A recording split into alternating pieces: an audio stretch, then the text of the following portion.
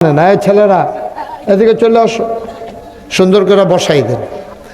আমি যখন যেটা বলতে বলি একটু আওয়াজ করে বললেন। মেহমানেরা দাওয়াত দিয়ে আনছেন অনেক দূর দূরান্ত থেকে, এই মানুষগুলো শব্দলপুরের মানুষ না, অন্য জায়গার লোক আছে না।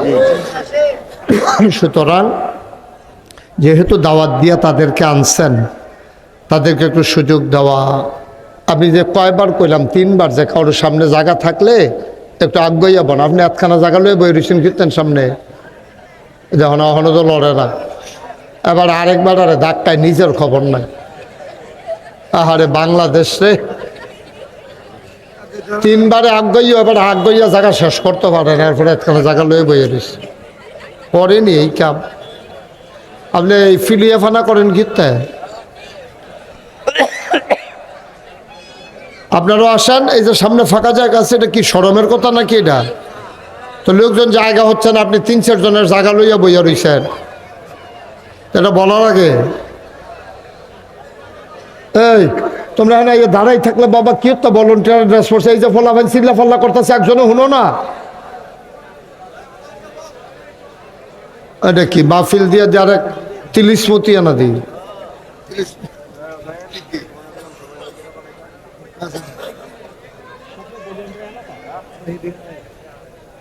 তোমরা এখন ভলান্টিয়ার করে চাও গীতটা আমার হারা দেয়।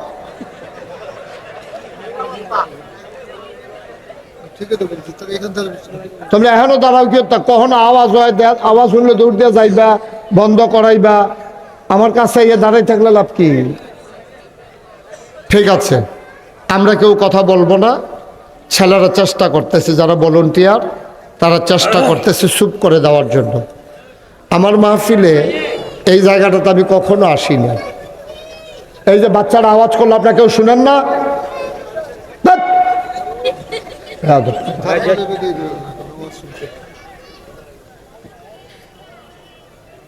হ্যাঁ, তো চিল্লাইতে আছে একটা লোক, তুমি কি তো ভলান্টিয়ার হয়েছো কিন্তু হেন, তুমি তার একবারও কখনো যে আওয়াজ করে ইচ্ছা তো লাভ হয়েছে কি তোমার ভলান্টিয়ার বানাইয়া? আমি এখান থেকে ডাক দেওয়া লাগলো, আপনারা কি করলেন এতক্ষণ দাঁড়াইয়া?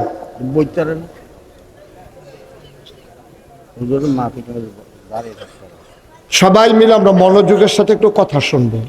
গত বছর আপনাদের এখানে যেই দিন মাহফিল, এই দিন আমার মাহফিল আছিল ওই এই রাস্তা দিয়ে গিয়া কই জানি।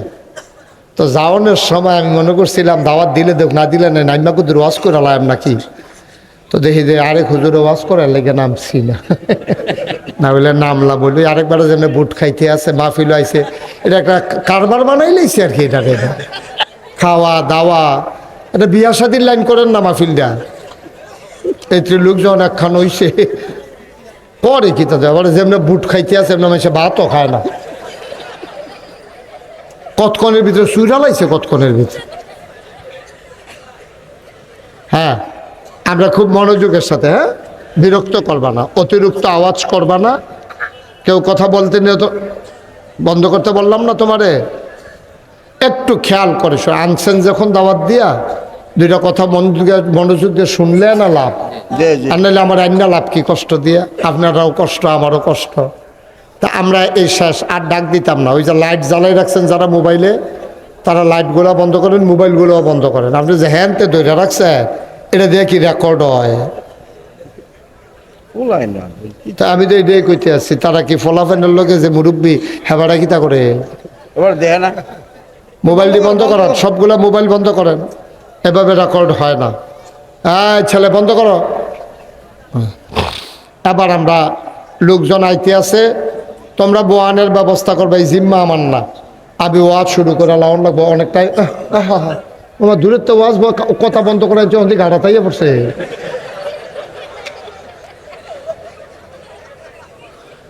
বলেন সুবহানাল্লাহ। বাবা কথা বললে শুনতে হয়, না তো বেয়াদবি হয়। আমি বললাম মোবাইল চালাই না, তুমি চালাইলো, তো এটা বেয়াদবি না? কথা শুনতে হবে তো। আচ্ছা, এবার আমরা শুরু করি। শুরুতে আল্লাহর কাছে দয়া চাই, আপনাদের কাছে দোয়া চাই। আপনাদের চেয়ারগুলো ঘুরাই দিতে হবে, এটা পিছনে দেন, দিয়া ঘুরাই দেন যেন আমার দেখতে সুবিধা হয়। ইয়েস, আপনার তো একটু ঘুরান। উনি কি ইমাম সাহেব? না না, ওই যে ওই পাশে ইমাম সাহেবের নিচে বয় রাখছেন তো সারছে তো নামাজ তো শেষ, ওখানে ইমামতি করে নামাজে বাদ যাইব। ইমামরে নিচে বইয়া সকলে আমরা উফরে বইয়া থাকলে মুসল্লিরা থাকবো নি ইমামতি মুসল নামাজ ছুটতে যাবে কেন? হ্যাঁ, ইমামরা তো সামনে রাখা নামাজ পড়তাম পারি, আর বাহিবালা হইলে আর ইমাম লাগতো না, তো খাইছি ধরা। এই সিহন জিনিস খেয়াল রাখতে হইব বন্ধুগণ। এই মাহাস্তাটা একটা সুন্দর একটা জায়গা, এই জায়গাটা, কারণ এদিকে বাঘ ফিরতে কারো ইচ্ছা না করলেও এদিকে তাকাইতে হবে, কারণ তখন সোজা আসে এসে ঘুরে, তো এটা একটা সুন্দর মনোরম জায়গা। আর আমি নির্মাণাধীন মসজিদের যে ছবি দেখলাম, চমৎকার। এটা যদি সুন্দরভাবে শেষ করা যায়, এটাকে অনেক মানুষ দেখার জন্য আসবে, যে ছোট্ট নন্দিত স্থাপত্য শৈলী মণ্ডিত সুন্দর একটা মসজিদ হয়ে যাবে আপনাদের এখানে। আমি শুরুতেই দোয়া করি আল্লাহ যেন এই মসজিদটাকে কবুল করে। বন্ধুগণ, লম্বা সময় আমরা কথা বলবো না, কিন্তু একেবারে কিছুক্ষণ পরে ছেড়ে দেব এমনও না। একটা মিল মতো একটা বুঝ নিয়ে আমরা বাড়িতে যাব। আমি খুতবায় একটা আয়াতের অংশ তেলাওয়াত করেছি। আল্লাহ তাবারক ওয়া তাআলা এই দুনিয়ার ভিতরে মানুষ বানানোর পরে মানুষকে মৌলিকভাবে 5টা কাজের অর্ডার দিয়েছেন। কয়টা? যারা মঞ্চে আছেন তারা কথা না কইলেও সারবে। তারা যে হইতালাইছে না, এটাই তো বেশি কেন হুজুরে, পুরা হতা ফানা এবার এইটাই ঘুরাবন আমার দিকে, ঘুরাবন আমার দিকে, তুমি ঘুরেন আমার দিকে তাক। আমার কত হইলো কথা কয়াম, কেউ বুঝতো না এই কথা কয়াম কিতা আরে ফেলে গেলেন। কথা কইলে যদি নাই বুঝো করে সুইটটা আবুদ্দারাতে আরম্ভ করে, এই ছেলে এটা পকেটে ঢুকাও বাবা, সুইটটা আবুদ্দারাতে শুরু করে বুড়া বাড়ারা পর্যন্ত কথাটা বুঝন লাগবো। যেদিন আমার কথা মানুষে বুঝতো না সেদিন ওয়াজ বন্ধ। বসেন, দুজনটা 2-3 বার কইছি বইতেন। তো আমরা আপনারা অনুমতি দিলে বুঝাইয়া 2-3টা কথা কইতাম নি, অনুমতি পাওয়া গেছে। অনুমতি সাপেক্ষে আমরা কথা শুরু করতেছি ইনশাআল্লাহ। আল্লাহ তাবারক ওয়া তাআলা ফান্ডামেন্টাল মৌলিক 5টা কাজ দিয়েছেন। আপনি ঈমান আনার পরে 4টা কাজ মৌলিক কাজ, মূল কাজ।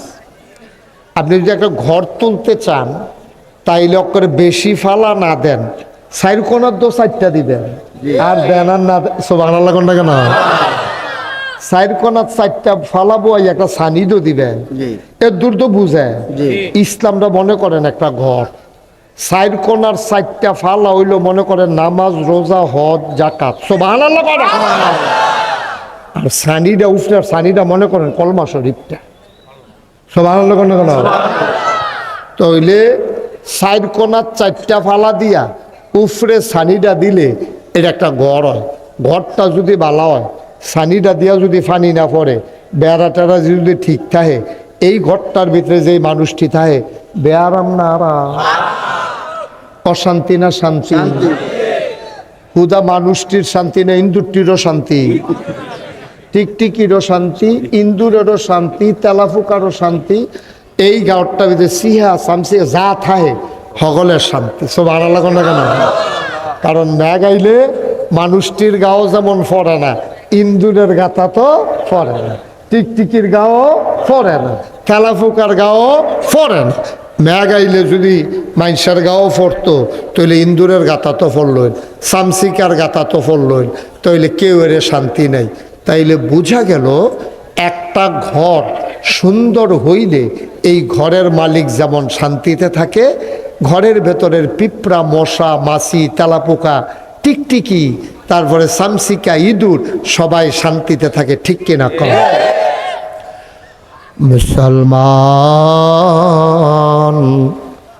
মন দিয়ে শুনো রে ভাই, ইসলাম নামক ঘরটা যদি ঠিক থাকে এই ঘরটার ভিতরে শুধু মুসলমান আরামে থাকে না, সারাটা বাংলাদেশে যদি ইসলাম কায়েম হয়ে যায় তাইলে মুসলমানের যেমন শান্তি, হিন্দুরও শান্তি, বৌদ্ধরও শান্তি, ইহুদিরও শান্তি, জৈন পার্সি যারা নিগোষ্ঠীর মানুষ সবার জন্য শান্তি। শুধু মানুষ না, গরু, ছাগল, জন্তু, জানোয়ার, গাছপালার জন্য শান্তি। ঠিক কিনা? একটা একটা করে বুঝাইয়া কয়াম কার কেমনে শান্তি। এটা ঠেলার লগে আমি কইলাম আর আপনারা কইলেন ঠিক, এটা কথা আমরা না। আমি কেমনে গাছের লেগে কি শান্তি এটা কইতে হইব না। এরপরে গিয়া আপনার কইলাম যে হিন্দুর লেগিয়া কি শান্তি এটাও বুঝাইয়া কইতে হইব। তারপরে গিয়া গরুর লেগিয়া কি শান্তি এটাও কইতে হইব। আমি একটা একটা করে বুঝাইয়া কইতে আসি, আপনারা কান খাড়া কইরা খরগোশের মতো, মাছের মতো নিষ্পলক নয়নে হুজুরে যেমনি আমার ফেল খাপ পাইতা চাইয়া রইছে এমনি খাপ পাইতা চাইয়া থাকবেন, চোখের জন্য বালকেতে নামারে একবারে টাসকি লাগাইয়া যেই কথাটা আমি কয়াম টান দিয়ে নিয়া অন্তরের ভিতরেই হেবাড়ার মতো দেখতে লাগে। ঠিক নি রে? কারণ কথা কইলে প্রত্যেক দিন মাহফিল হুননের আমরা সময় কো একদিন হুনাম কারবার গড়াইলাম মরণের আগ পর্যন্ত এই অনুযায়ী কথা এই আমল করতে শুরু করাম। ঠিক কিনা কম? প্রত্যেক দিন ওয়াজ হুননের সময় আমরা নাই। ঠিক নিও ঝামেলা চেয়ারম্যান সাহেবের বয়স হয়ে গেছে কেনা, এবার প্রত্যেক দিন ওয়াজ আইয়া বইয়া থাকলে সারবে বেড়া তো সময় কো এবার আরাম করুন লাগতো না। এবার বাঁচবো কয় বছর? সারা জীবন বেল দরবার করতে করতে দাড়ি বেড়াইয়া ফাহাই লাইছে, ওখানে ইয়ে তোমরা মাহফিলও বোয়াই রে কত, এবার আমল করবো কমলা। ঠিক রে? তো রেডি নি আমরা? আমিন বলো।